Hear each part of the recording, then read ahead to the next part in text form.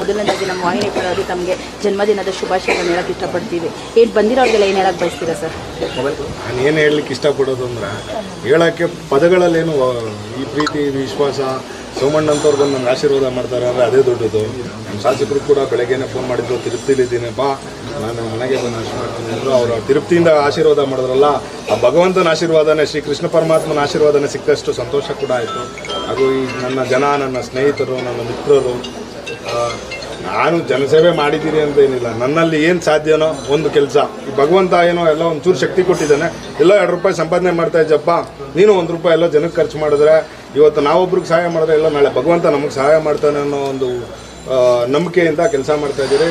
ನಮ್ಮ ಶಾಸಕರ ಆಶೀರ್ವಾದದಿಂದ, ಅವರ ಮಾರ್ಗದರ್ಶನದಲ್ಲಿ ಅವ್ರು ಯಾವ ದಾರಿ ತೋರಿಸಿದಾರೋ ಆ ದಾರಿಲಿ ಹೋಗ್ತಾ ಇದ್ದೀವಿ. ನಾಳೆ ಅವ್ರು ಏನು ಹೇಳ್ತಾರೋ ಅದನ್ನು ಶಿರಸಾವಹಿಸಿ ಪಾಲನೆ ಮಾಡ್ತೀವಿ. ನಾವು ಯಾವುದೇ ಥರದಲ್ಲಿ ಬೇರೆ ಗೊಂದಲವಾಗಿರುವಂಥದ್ದು ಸ್ವಲ್ಪ ಗೊಂದಲಮಯವಾಗಿದೆ, ಆ ಥರ ಗೊಂದಲಮಯವಾಗಕ್ಕೆ ಯಾವುದೂ ಇಲ್ಲ. ನಾವು ಎಂ ಕೃಷ್ಣಪ್ಪನವರ ನೆಚ್ಚಿನ ಬಂಟ, ಅವ್ರು ಹಾಕಿರೋ ದಾರಿ ಬಿಟ್ಟು ನಾವು ಬೇರೆ ಕಡೆ ಹೋಗಲ್ಲ. ಅವ್ರೊಂದು ದಾರಿ ತೋರಿಸಿದ್ರೆ ನವೀನ ಅಲ್ಲಿ ಹೋಗಪ್ಪ ಅಂದರೆ ಅಲ್ಲಿ ಹೋಗ್ತೀರಿ, ಇಲ್ಲಿ ಕೂತ್ಕೋಪ್ಪ ಅಂದರೆ ಇಲ್ಲಿ ಕೂತ್ಕೋತೀರಿ, ಕೆಲಸ ಮಾಡೋ ಅಂದರೆ ರೋಡಲ್ಲಿ ಕೆಲಸ ಮಾಡ್ತೀರಿ, ಪಕ್ಷದ ಕೆಲಸ ಮಾಡೋ ಅಂದರೆ ಪಕ್ಷದ ಕೆಲಸ ಮಾಡ್ತೀರಿ. ಅವ್ರು ಏನು ಹೇಳ್ತಾರೋ ಅದನ್ನು ಶಿರಸಾವಹಿಸಿ ಪಾಲನೆ ಮಾಡ್ತೀರಿ. ಹಾಗೂ ನಮ್ಮೂರಿನ ಜನತೆ ಎಲ್ಲರೂ ಕೂಡ ಪ್ರೀತಿಯಿಂದ ಶುಭ ಹಾರೈಸಿದ್ದಾರೆ. ಅವರ ಋಣನ ನಾನು ಎಷ್ಟು ಕೆಲಸ ಮಾಡಿದ್ರೂ ತೀರಿಸ್ಲಿಕ್ಕಾಗಲ್ಲ.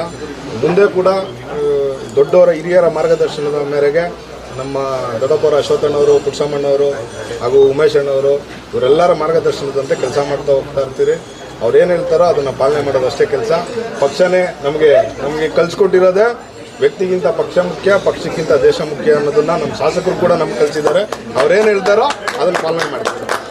ಇವರು ತುಂಬ ಒಳ್ಳೊಳ್ಳೆ ಡಾಕ್ಟರ್ಸ್, ಅಂದರೆ ನಮಗೆ ಆ ಡಾಕ್ಟರ್ಸ್ ಅಪಾಯಿಂಟ್ಮೆಂಟ್ಗಳೇ ಸಿಗಲ್ಲ. ಅಂಥ ಡಾಕ್ಟರ್ಸ್ಗಳನ್ನ ನಾವು ರಿಕ್ವೆಸ್ಟ್ ಮಾಡಿ ಒಂದು ಸೇವೆ ಮಾಡ್ತಾ ಇರಬೇಕು ಜನಗಳಿಗೆ. ಅವರು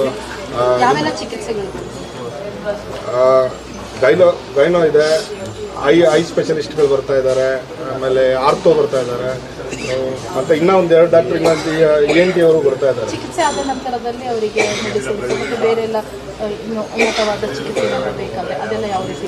ಉನ್ನತವಾದ ಚಿಕಿತ್ಸೆಯಲ್ಲಿ ಡಿಪೆಂಡ್. ನಾನು ಭಗವಂತನಲ್ಲಿ ಕೇಳ್ತೀನಿ, ನನ್ನ ಜನಗಳಿಗೆ ಯಾರಿಗೂ ಯಾವುದೂ ಕಾಯಿಲೆ ಇರಲಿ ಅಂತ. ಫಸ್ಟ್ ಕೇಳೋದು ಯಾವ ಕಾಯಿಲೆನೂ ಇರಬಾರ್ದು, ಚೆಕ್ ಮಾಡಿಸ್ತದೆ ಅಷ್ಟೇ, ಏನಾರ ಕಾಯಿಲೆ ಇದೆಯಾ ಅಂತ. ಹಾಗೂ ಮೀರಿ ಅದು ಒಂಥರ ಗಿಫ್ಟ್ ಅಂತ, ದಾರಿಲಿ ಹೋಗ್ಬೇಕಾದ್ರೆ ಸಿಗೋ ಗಿಫ್ಟ್ ಥರ.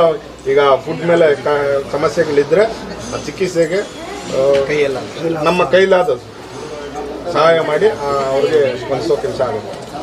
ಹಾಗೂ ಒಂದು ಬಾಗಿನ ಕೊಡೋ ಕಾರ್ಯಕ್ರಮ ಇದೆ, ಒಂದು 2,000 ಜನಕ್ಕೆ ಬಾಗಿನ ಕೂಡ ಕೊಡ್ತಾ ಇದ್ವಿ. ಸಂಕ್ರಾಂತಿ ಬಾಗಿನ ಕೊಡ್ತಾ ಇದ್ವಿ, ಅವತ್ತೇ ಆಗುತ್ತೆ.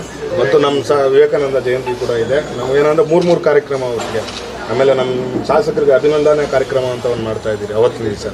ಯಾಕಂದರೆ ಅವರು ಮಾಡಿರೋವಂಥ ಸುಮಾರು ಕೆಲಸ ನಮಗೆ ಅಭಿನಂದನೆ ಅಂದರೆ ನಾವು ಮನೆಗೆ ಹೋಗ್ಬಿಟ್ಟು ಒಂದು ಬೊಕ್ಕೆ ಕೊಟ್ಬಿಟ್ಟು, ಅಣ್ಣ ಥ್ಯಾಂಕ್ಸ್ ಅಣ್ಣ, ರೋಡ್ ಹಾಕ್ಕೊಟ್ರಿ, ಥ್ಯಾಂಕ್ಸ್ ಅಣ್ಣ, ಇಲ್ಲಿ ಯಾವುದೋ ಪಾರ್ಕ್ ಮಾಡಿಕೊಟ್ರಿ ಅಂತ ಒಂದು ಸಭೆ ಮಾಡಿ ಅವ್ರಿಗೊಂದು ಅಭಿನಂದನೆ ಸಲ್ಲಿಸಬೇಕು ಅಂದ್ಕೊಂಡಿದ್ದೀರಿ. ಆ ಅಭಿನಂದನೆ ಕಾರ್ಯಕ್ರಮ ಕೂಡ ಅವತ್ತಿದೆ. ಮುಖ್ಯ ಅಭಿನಂದನಾ ಕಾರ್ಯಕ್ರಮನೇ ಅದೇನೋ ಹೂ ಜೊತೆಗೆ ನಾರು ಸ್ವರ್ಗ ಸೇರ್ಕೋತದಲ್ಲ, ಅವ್ರಿಗೆ ಅಭಿನಂದನೆ ಮಾಡ್ಬಿಟ್ಟು ನಮ್ಮದು ಒಂದು ಬರ್ತಡೇ ಮಾಡ್ಕೊಳ್ಳೋದು.